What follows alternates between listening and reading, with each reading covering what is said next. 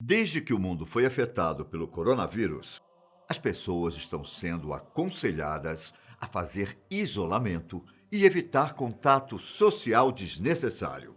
De fato, essa é a melhor coisa a se fazer, mesmo que isso mude a nossa rotina. Mas agora, imagine viver a vida inteira isolado do resto do mundo. Essa era a realidade de um pequeno garotinho chamado David Vetter, que tinha um problema de saúde incomum. Eu sou Ivan Lima e é sempre um prazer ter você aqui no nosso canal. Quarentena é um período de isolamento e restrição de movimentação de pessoas que foram potencialmente expostas a uma doença contagiosa. O objetivo é reduzir os riscos das pessoas se infectarem. Porém, no surto atual, autoridades do mundo inteiro começaram a perceber que o isolamento da quarentena tem consequências para a saúde mental da população. Segundo um estudo feito por uma renomada revista britânica, os fatores que mais estressam as pessoas isoladas são não saber quanto tempo a quarentena vai durar, o medo de serem infectados, frustração, tédio, falta de suprimentos, possíveis perdas financeiras e que, ao sair, fiquem com o estigma da doença. Tudo isso pode ser um verdadeiro pesadelo para qualquer pessoa, mas nada comparado ao que David Vetter viveu. Ele era filho de David Joseph Vetter Jr. e Carol Ann Vetter.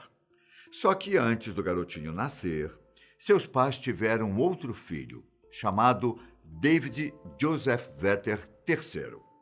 O irmãozinho mais velho de David, que tinha o mesmo nome, nasceu com uma doença chamada imunodeficiência combinada, grave.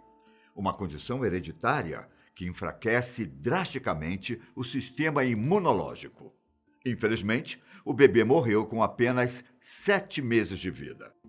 Depois da morte do bebê, o casal foi avisado que qualquer outro filho do sexo masculino que eles tivessem teria 50% de chances de nascer com a mesma doença. Infelizmente, naquela época, os estudos da doença não eram tão avançados e não existiam muitos tratamentos disponíveis para quem sofria com a condição. Na verdade, a única forma de sobreviver era se manter em um isolamento, vivendo em um ambiente estéril até que um transplante de medula óssea pudesse ser realizado com sucesso. Depois de ter uma filha, o casal insistiu em mais uma gravidez. E no dia 21 de setembro de 1971, nasceu David Philip Vetter. Logo no nascimento, já estava à sua espera uma cama esterilizada. E poucos segundos depois de sair do útero da mãe, David entrou em uma bolha de plástico completamente livre de germes ou de qualquer outra coisa que colocasse sua vida em risco. Até seu batizado foi adaptado.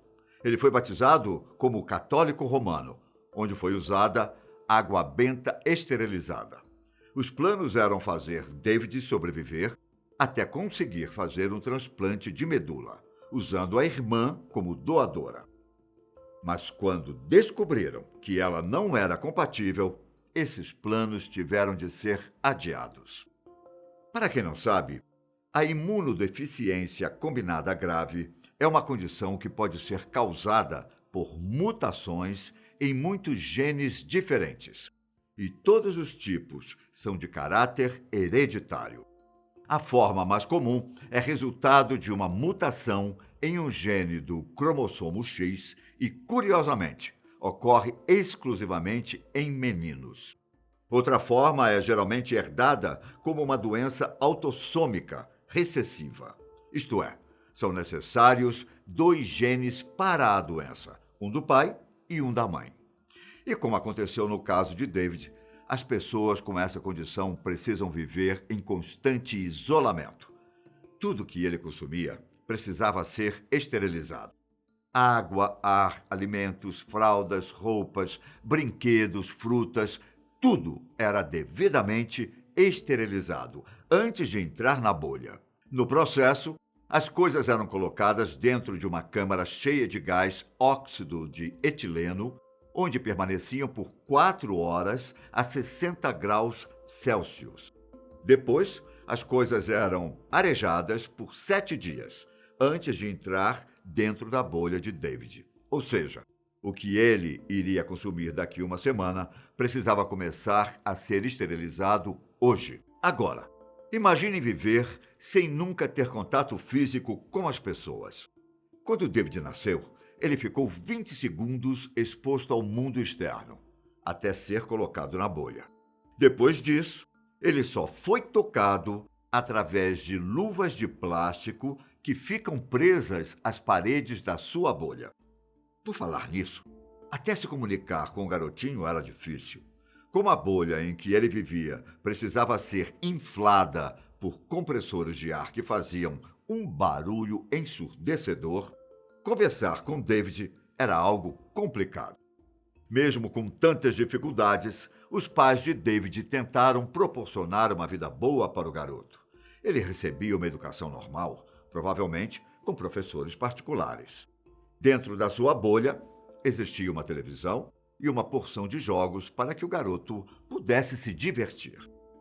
E durante longos 3 anos, David viveu apenas dentro do hospital, até que uma equipe de cientistas conseguiu construir uma câmara estéril dentro da casa dos pais de David, em Conroy, no Texas. Na verdade, se tratava de uma câmara de transporte, o que permitiu que David passasse cerca de 3 semanas na casa dos pais. Enquanto estava em casa, David tinha sua irmã e alguns amigos, que faziam de tudo para garantir que o garotinho se divertisse. Certa vez, um amigo de David organizou uma exibição especial de O Retorno de Jedi, em um teatro local para que David pudesse assistir ao filme em sua câmara de transporte. Mas apesar da família e dos amigos de David fazerem de tudo para que ele tivesse uma vida o mais normal possível, conforme ele foi crescendo e entendendo as coisas, David sentia desejo de sair da bolha em que vivia. Quando completou 4 anos, David percebeu que podia fazer buracos dentro da sua bolha para ter contato com o mundo exterior. Nesse ponto, mesmo se tratando de uma criança tão pequena, os pais de David e a equipe médica que cuidava do garotinho tiveram que sentar com ele e explicar o que eram os germes e quais eram os perigos, caso ele saísse da bolha.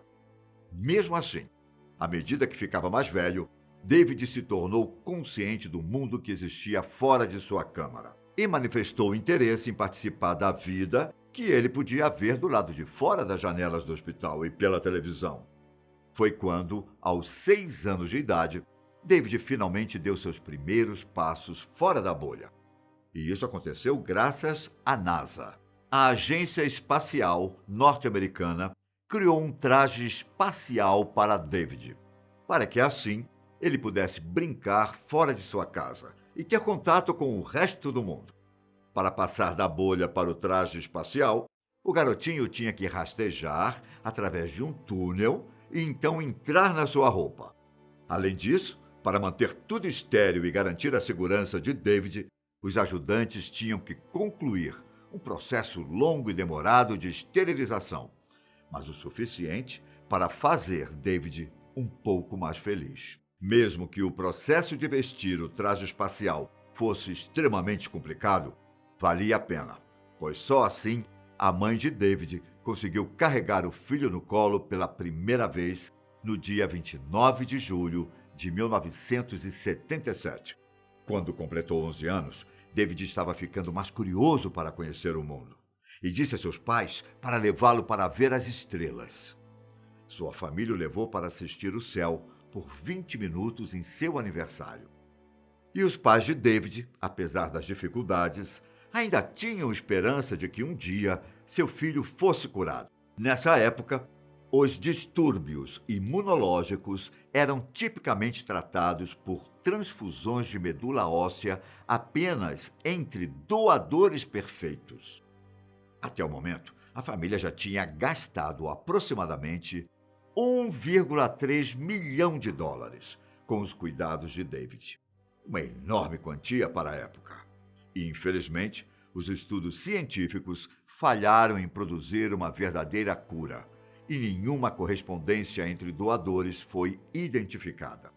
Até que, em 1983, a família Vetter foi informada sobre um novo procedimento que permitiria transfusões de medula óssea de doadores que não são perfeitamente compatíveis. Era uma oportunidade que poderia colocar fim aos sofrimentos de todos. Depois de pensar bem, eles concordaram em correr o risco de fazer o procedimento.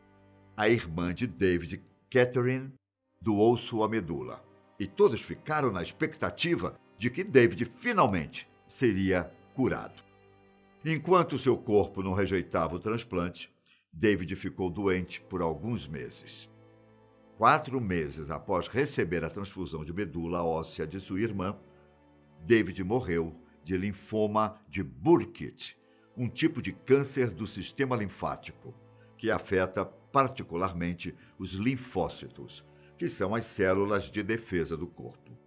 A autópsia revelou que a medula óssea de Catherine continha vestígios de um vírus que, infelizmente, não era detectável na triagem pré-transplante. Ele foi enterrado no dia 25 de fevereiro de 1984.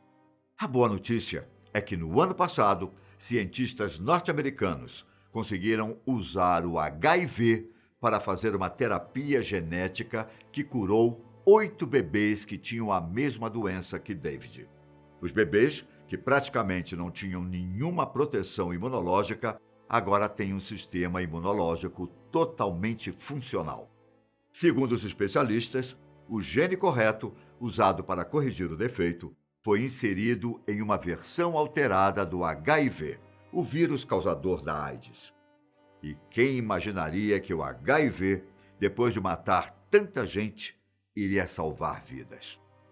Essa foi a história do menino que viveu sua vida inteira dentro de uma bolha. Nos vemos no próximo vídeo, hein? Até a próxima. Tchau!